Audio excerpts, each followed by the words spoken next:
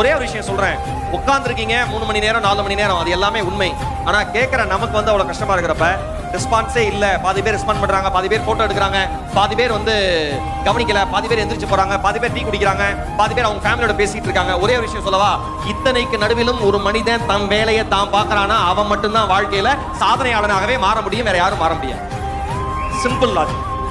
ஒரு சின்ன விஷயம், வாழ்க்கையில தொழில் செய்யற எல்லாருக்கும் சொல்றேன், உங்கள் குடும்பம் உங்களை நம்பாமல் போகலாம், உங்கள் நண்பர்கள் உங்களை நம்பாமல் போகலாம், உங்களுடன் தொழில் செய்ய வருகிறேன் என்று வந்த உங்கள் பார்ட்னர் உங்களை நம்பாமல் போகலாம், அல்லது யார் உங்கள் பிசினஸுக்கு பணம் கொடுத்தாங்களோ முதலீடு பண்ணாங்களோ அவர்கள் உங்களை நம்பாமல் போகலாம். ஆனால் ஒருபோதும் உங்கள் நம்பிக்கையை மட்டும் நீங்கள் இழந்து விடாதீர்கள். அது மட்டும்தான் உங்களை காப்பாற்றுகிற மாய சக்தி.